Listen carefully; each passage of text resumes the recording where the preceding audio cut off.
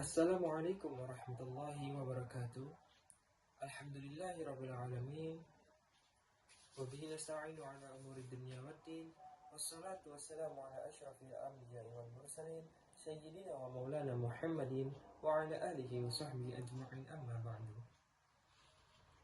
Yang terhormat Bapak Dr. Haji Ahmad Otong Bustomi LCMAG selaku dosen pengampu mata kuliah Usul Fikih dan Qawaid Fiqhiyah. Pada kesempatan kali ini, izinkanlah saya, Billy Wicaksono, dengan NIM 24821200067 untuk mempresentasikan materi makalah mengenai kaidah dalalah khos. Sebelum memulai materi, izinkanlah saya menyampaikan latar belakang dari materi ini. Hukum Islam bersumber dari Al-Quran dan hadis sebagai pedoman utama kehidupan umat Islam. Namun, untuk memahami kandungan hukum yang terdapat di dalamnya, diperlukan metode yang tepat dan sistematis. Ilmu usul fikih hadir sebagai disiplin yang membahas kaidah-kaidah dalam menggali hukum dari nas syariat. Salah satu kajian penting dalam usul fikih adalah lafaz, yaitu cara lafaz dalam Al-Quran dan hadis menunjukkan makna hukum.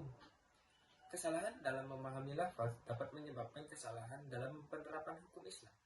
Oleh karena itu, pemahaman dalam lafaz menjadi sangat penting bagi penetapan hukum yang benar dan bertanggung jawab. Berikutnya, ada rumusan masalah. Rumusan masalah yang pertama, apa yang dimaksud dengan kaidah dalalah khas dalam usul fikih? Yang kedua, apa saja jenis dan bentuk lafaz khas dalam nas syariat? Dan yang ketiga, bagaimana pengaruh kaidah dalalah khas terhadap penetapan hukum Islam? Berikutnya, kita masuk ke pengertian. Khas menurut bahasa etimologi adalah lafaz yang menunjukkan arti yang tertentu, tidak meliputi arti umum. Dengan kata lain, khas itu kebalikan dari am. Sedangkan khas menurut istilah atau terminologi ialah lafaz yang menunjukkan sesuatu yang dibatasi dengan pribadi ataupun bilangan. Sedangkan menurut ulama usul fikih, lafaz khas ialah lafaz yang diwadakan untuk menunjukkan kepada orang yang tertentu. Contoh dalalah khas terdapat dalam kalimat fakafaratuha it'amu 'asharati masakin. Nah, kata asyarah dalam ayat tersebut diciptakan hanya untuk bilangan 10, tidak lebih dan tidak pula kurang. Arti 10 itu sendiri sudah pasti, tidak ada kemungkinan pengertian lain. Begitulah dipahami setiap lafaz khas dalam Al-Quran, selama tidak ada dalil yang memalingkannya kepada pengertian lain. Berikutnya, ada ciri-ciri lafaz khas. Yang pertama, maknanya terbatas dan menunjuk pada sesuatu yang spesifik. Misalnya, kata Muhammad, kata Fatimah, ataupun kata-kata nama kota seperti Jakarta, Surabaya, Madinah, Makkah, yang tidak bisa dipakai untuk selain itu. Yang kedua, tidak bisa digeneralisasi tanpa dalil. Jika Allah menyebut suatu kelompok tertentu, maka hukum itu tidak boleh diperluas kecuali ada dalil yang memperluasnya. Yang ketiga, biasanya berbentuk nama diri, kata tunjuk, ataupun kata penghubung. Yang terakhir, keempat, menunjukkan kepastian qat'i dalam makna. Artinya, tidak ada dugaan makna ganda seperti pada lafaz mustarak. Selanjutnya, ada sejarah dan pencetus dari kaidah dalalah khas. Konsep dalalah khas muncul sebagai bagian dari upaya ulama Islam dalam menjaga ketepatan pemahaman terhadap nas Al-Quran dan hadis. Sejak pada masa Nabi Muhammad SAW dan para sahabat, pemahaman terhadap lafaz syariat sangat bergantung pada kemampuan bahasa Arab, konteks sosial, serta sebab turunnya ayat atau hadis. Pada masa ini, pemaknaan lafaz yang bersifat khusus telah dipraktikkan tetapi belum dirumuskan dalam bentuk teori ataupun kaidah ilmiah sistematis. Nah, secara ilmiah, peletakan dasar konsep dalalah khas tidak dapat dilepaskan dari peran Imam Asy-Syafi'i melalui karyanya Ar-Risalah Imam Asy-Syafi'i menjadi tokoh pertama yang menyusun kerangka ilmu usul fikih secara sistematis. Dalam karya tersebut, ia membahas bagaimana lafaz nas menunjukkan makna, termasuk pembedaan antara lafaz umum atau lafaz am dan lafaz khusus, yaitu lafaz khas. Meskipun istilah dalalah khas belum digunakan secara eksplisit, konsepnya sudah tampak jelas dalam pemikiran Imam Asy-Syafi'i ketika ia menegaskan bahwa lafaz khusus harus dipahami sesuai batasan maknanya dan tidak boleh diperluas tanpa dalil. Selanjutnya ada jenis-jenis dan bentuk dari kaidah lafaz khas. Saya akan menjelaskan tentang jenis-jenis lafaz khas. Yang pertama, lafaz khas berbentuk nama diri, lafaz ataupun lafaz alam. Nah, lafaz alam adalah kata yang menunjukkan makna tertentu tanpa membutuhkan keterangan lain, karena sudah jelas kepada siapa atau apa ia menunjuk. Contoh paling mudah adalah nama orang, nama tempat, ataupun nama benda yang sudah dikenal secara khusus. Imam Al-Amidi menyebutkan bahwa lafaz alam merupakan lafaz yang menunjukkan pada individu tertentu yang sudah dikenal tanpa memerlukan penjelasan tambahan. Sebagai contoh di dalam Al-Quran, ialah di Quran surah Muhammad ayat 2. Di Quran surah Muhammad ayat 2 sudah dijelaskan, walladzina amanu wa amilus solihati wa amanu bima nazzala ala Muhammad, yang artinya dan orang-orang yang beriman serta mengerjakan kebajikan dan beriman kepada apa yang diturunkan kepada Nabi Muhammad. Lafaz Muhammad di atas adalah alam yang khas, hanya menunjuk Nabi Muhammad, bukan semua rasul. Contoh lain dalam kehidupan sehari-hari adalah Zaid pergi ke sekolah. Nah, kata Zaid tersebut hanya menunjukkan satu orang, bukan semua siswa. Yang kedua, ada lafaz isyarah atau kata petunjuk. Lafaz isyarah adalah kata yang digunakan untuk menunjukkan sesuatu yang dekat atau jauh dari pembicara, baik berupa benda, orang, ataupun tempat. Kata tunjuk menjadi khas karena maknanya terbatas pada objek yang ditunjuk. Kata tunjuk termasuk lafaz khas karena ia mengarahkan maknanya kepada sesuatu yang terlihat, terdengar, atau diketahui secara spesifik. Contohnya di dalam Al-Quran, hadza kitaba anzalnah. Nah, ini adalah kitab yang kami turunkan.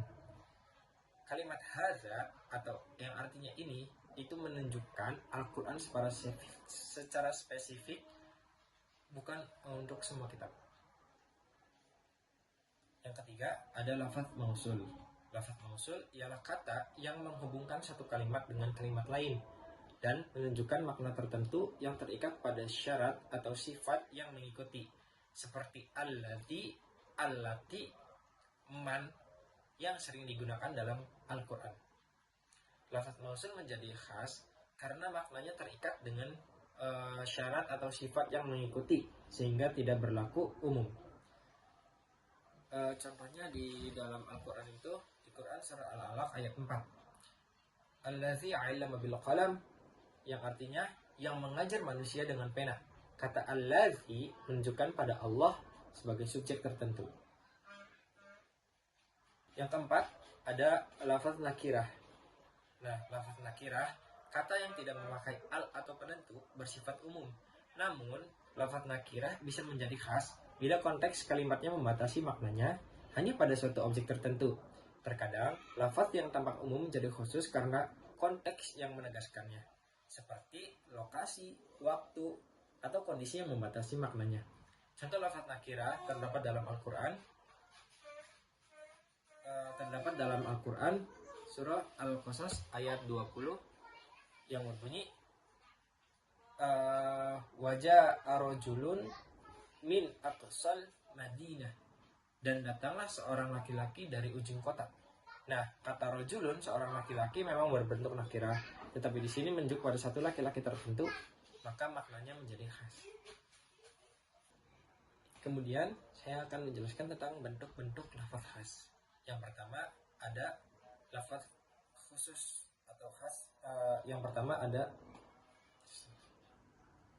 Selanjutnya saya akan menjelaskan tentang bentuk-bentuk lafaz khas. Yang pertama ada lafaz khas berbentuk mutlak. Lafaz khas berbentuk mutlak atau tanpa batasan itu ya ialah lafal yang menunjukkan satuan yang menurut lafalnya tidak dibatasi dengan apapun seperti budak. Sebagai contoh, terdapat di dalam potongan ayat Quran Surah An-Nur ayat 4. Fajliduhum samanina jaldah.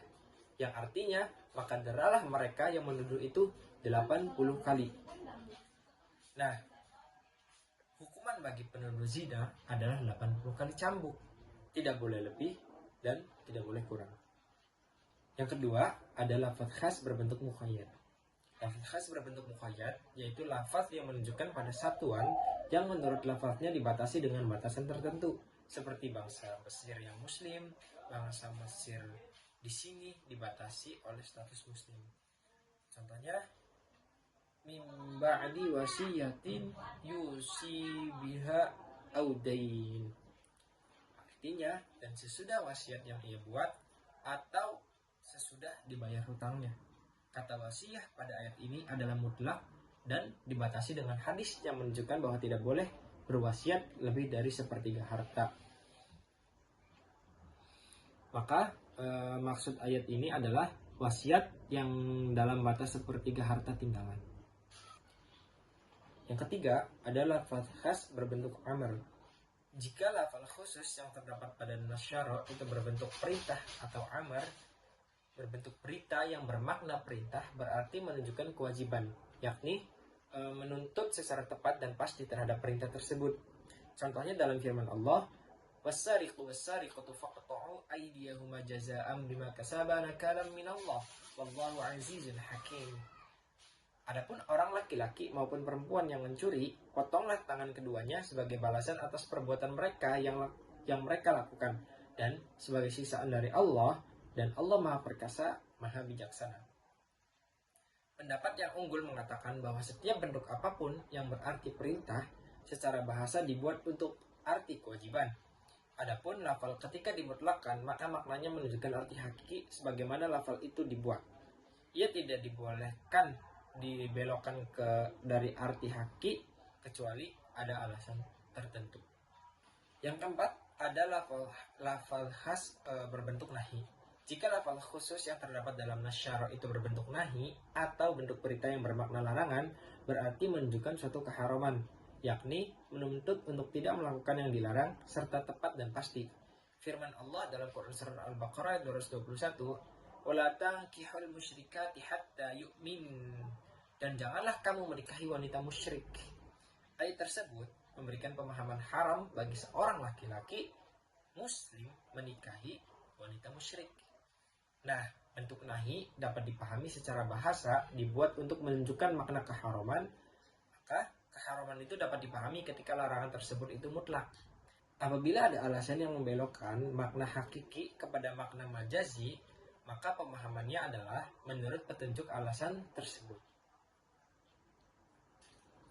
Baiklah, kita sampai kepada kesimpulan. Kesimpulan dari materi ini ialah kaidah dalalah khas menunjukkan bahwa dalam Al-Quran dan hadis tidak selalu bermakna umum, melainkan ada yang bersifat khusus dan terbatas. Lafaz khas memiliki makna yang pasti, sehingga hukum yang dihasilkan darinya juga bersifat tegas dan tidak dapat diperluas tanpa adanya dalil yang jelas. Oleh karena itu, pemahaman yang keliru terhadap lafaz khas dapat menyebabkan kesalahan serius dalam penetapan hukum Islam. Karena hukum diterapkan di luar batasan yang sebenarnya telah ditentukan oleh nas. Selain itu, pembatasan sejarah, jenis, dan bentuk lafaz khas dalam makalah ini menegaskan bahwa dalal khas bukan hanya kajian bahasa, tetapi bagian penting dari metodologi usul fikih. Kaidah ini berfungsi menjaga ketepatan dan keadilan hukum dengan mencegah generalisasi yang tidak berdasar. Dengan memahami dalalah khas secara benar, hukum Islam dapat diterapkan secara proporsional, konsisten, dan tetap sesuai dengan tujuan syariat sebagaimana dikehendaki oleh nas. Sekian presentasi yang dapat saya sampaikan. Kurang dan kurangnya mohon maaf. Wallahul muwaffiq ila aqwamit thoriq. Wassalamualaikum warahmatullahi wabarakatuh.